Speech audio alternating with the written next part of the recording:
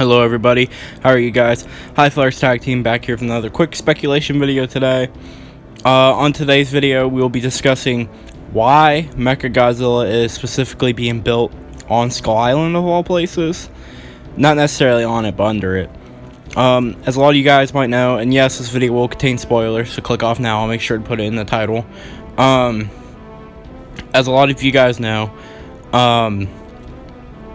in the end of the King of the Monsters, in the credits, there's newspaper articles, and one of them states that Monarch denies building a mechanized giant under Skull Island.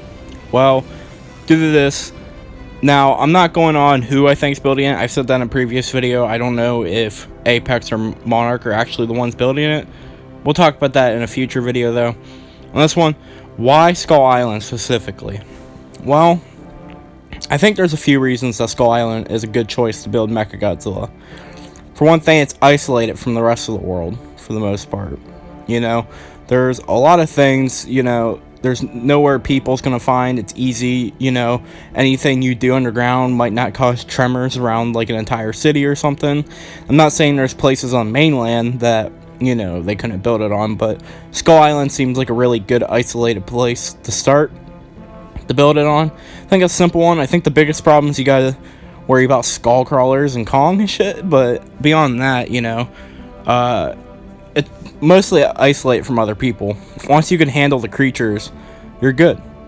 And looking at the skull crawlers durability and stuff, or whatever else they use, probably wouldn't be too hard to deal with some skull crawlers, honestly, but who knows. But I think that's the first reason they could be building it there is for isolation. Another reason that can add on to it, well, there's, as you guys know, Skull Island's a very mystical place with very fantasy-like elements and fantasy creatures and stuff that's not normal, and it's like a gateway to the Hollow Earth. It's like the biggest Hollow Earth point on the world. I think it's very likely that where they're building it at, there could easily be some ancient materials or just something down there, some sort of metal or something that's not known to real life human. It's a fantasy ore that will be strong enough, which I think Kong's axe will be made out of as well, but will be strong enough to withstand something such as the atomic breath, maybe even a nuclear pulse, and it will just be a really strong type of metal ore. So that way, they'll be mining on under Skull Island, in the Hollow Earth under Skull Island, for this mystical fantasy or metal material to build Mechagodzilla and make him absolutely as powerful as possible.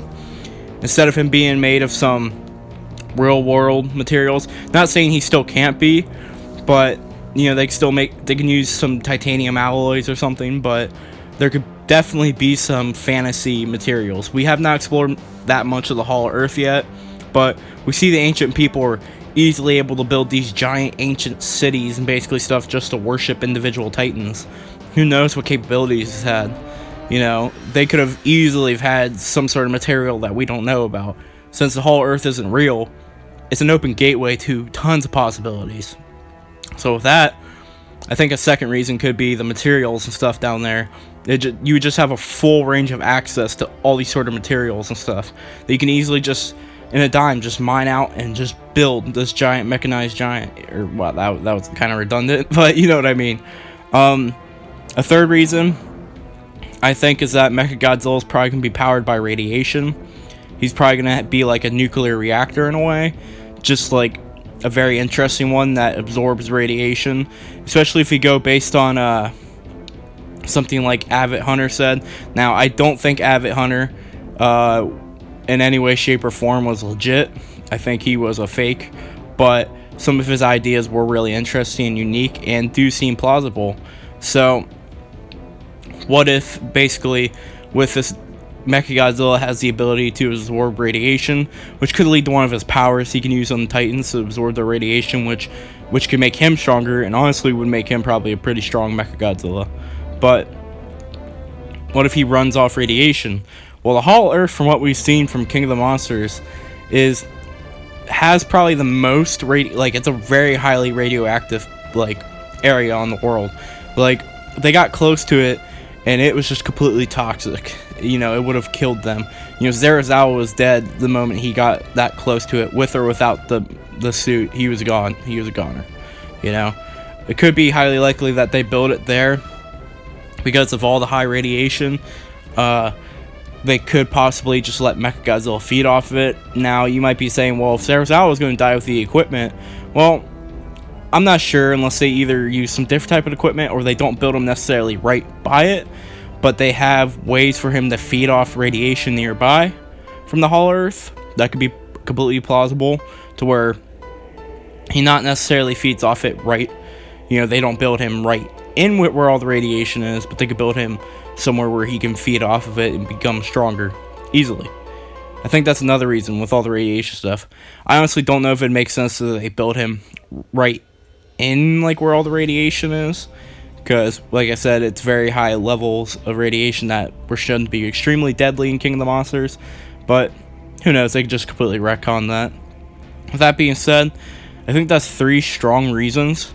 The only other one I could see is if Apex is the one building it, like I've theorized, and not Monarch. And with this, basically they could have him set under Skull Island for the moment that they need to activate him. He's ready. They'll wait and they'll completely just set him off to destroy Skull Island to cause the big war between Kong and Godzilla. You know, Dangerville just recently made a really good video about this too. It could be, and plus we have the book title, Misunderstanding. Could be very likely Mechagodzilla, no matter what, is the reason they fight. Whether it's because Mechagodzilla destroys Skull Island, or the Orca through Mechagodzilla, anything. You know, Mechagodzilla could completely just wipe out Skull Island. And that will be, simply put, the reason that Kong and Godzilla are going to fight. Maybe Apex built him there because they knew that was the perfect place to build him, because he could just go straight up and attack all the creatures and destroy Skull Island and get it started whenever they need to.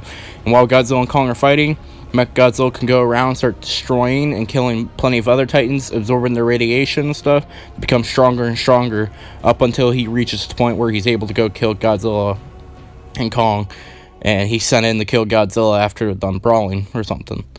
So, what do you guys think? I think these are some solid theories on my point. Maybe I'm completely wrong, but what's your guys' theories? Let me know your thoughts down in the comments below. What do you want to see? Why do you want an explanation? Do you think there will even be an explanation? Who knows? They might not even give us one. Let me know your thoughts down in the comments below. If you enjoyed this video, as always, please subscribe, turn on the bell notification, get notification for all future uploads, and I hope you all have a good day. As always, peace. Bye-bye.